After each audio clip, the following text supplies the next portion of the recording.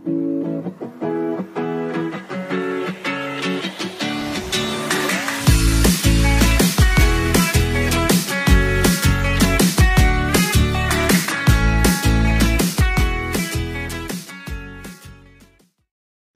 à tous et à toutes, bienvenue dans Inspiration de la diaspora africaine, la chaîne YouTube qui vous propose des ateliers d'écriture en s'inspirant d'œuvres réalisées par des afrodescendants ou d'œuvres mettant en avant des afrodescendants.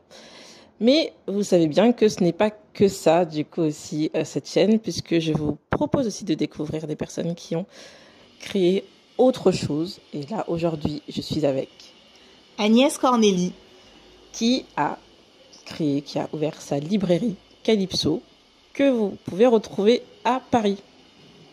Voilà. Alors, Agnès, qui es-tu ? Alors, je m'appelle Agnès Cornélie, je suis guadeloupéenne, j'ai grandi en Guadeloupe et puis je suis venue faire mes études après à Paris. J'ai fait des études de lettres classiques et puis au bout de 10 ans, j'ai eu envie de faire autre chose et d'entreprendre. Alors, quel lieu t'inspire le plus ? Alors, un lieu en particulier, de manière générale, j'aime bien aller dans les musées, ça m'inspire beaucoup. J'aime beaucoup aller, par exemple, au musée du Quai Branly. À l'époque où elle existait aussi, j'aimais bien aller au musée d'Appert. Et j'aime beaucoup être dans des lieux comme ça où il y a des œuvres d'art et où il y a un concentré de culture, en fait. Ah, c'est pour ça que la librairie ressemble beaucoup à un musée. Vraiment, vraiment, il y a un côté musée, donc c'est très beau. Je vous invite à venir voir si vous ne connaissez pas encore cette librairie. Et justement, en parlant de librairie, qu'est-ce qui t'a inspiré pour monter cette librairie ? Alors, étant à Paris, vivant à Paris, donc je fréquente quand même beaucoup les librairies, les librairies, et donc je me suis rendu compte qu'il n'y avait pas forcément beaucoup de mise en avant des écrivains des Outre-mer, en fait des régions françaises d'Outre-mer, donc Mayotte, la Polynésie, la Nouvelle-Calédonie, la Guadeloupe et tout ça. Et puis aussi des pays de la Caraïbe, alors que je savais qu'on avait beaucoup d'écrivains et beaucoup de talents. Et du coup, j'ai eu envie d'ouvrir, de mettre de côté mon premier métier pour ouvrir une librairie, pour entreprendre et pour vraiment valoriser nos cultures et montrer ces régions-là vraiment sous l'angle de la culture de l'écriture et pas juste de l'amusement. Eh ben, merci beaucoup, merci beaucoup. Alors, avec tous les artistes qui nous entourent, là, du coup, tous ces auteurs, est-ce qu'il y en a un ou une qui t'inspire le plus ? Alors, écoute, je vais dire Simone Schwarzbart. Simone Schwarzbart qui a écrit beaucoup avec son mari, André Schwarzbart, donc qui lui était d'origine juive et donc elle guadeloupéenne. Et dans leurs œuvres, ils mêlent vraiment à chaque fois comme ça ces deux cultures qui ont toutes les deux été victimes d'oppression et de menaces et de voilà. En fait, donc ils essaient de relier à chaque fois la culture juive et la culture guadeloupéenne.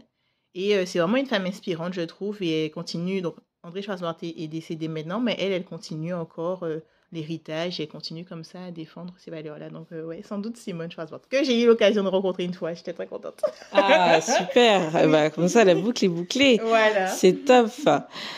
Alors, comme on parlait de coup de cœur, d'inspiration, le coup du cœur qui inspire sûrement beaucoup de personnes. Actuellement, il y a surtout beaucoup de personnes de la communauté antillaise. Je pense que c'est Jocelyne Béroir avec le livre qu'elle vient de sortir, donc je vous invite aussi à découvrir.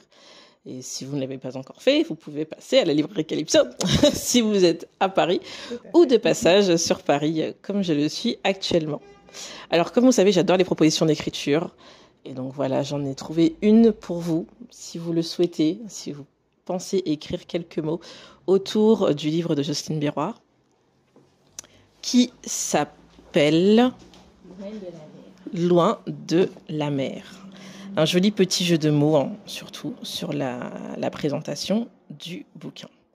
Alors, pour la proposition d'écriture, je vous propose votre personnage est dans deux mondes bien distincts. Votre personnage est dans deux mondes bien distincts. Dans l'un de ces mondes, ses actions sont jugées insolentes. Et dans l'autre, les mêmes actions ne le sont pas. Elles ne sont pas jugées insolentes. Donc dans un monde, c'est insolent. dans l'autre, ça ne l'est pas. Les mêmes actions. Un exemple que je pourrais vous donner, le pantalon. Pendant très longtemps, la femme ne pouvait pas porter de pantalon. Donc, il y a eu un monde où une femme qui portait un pantalon était considérée comme insolente. Aujourd'hui, une femme qui porte un pantalon, on est bien d'accord, ce n'est pas insolent. C'est banal. Donc voilà, bonne création.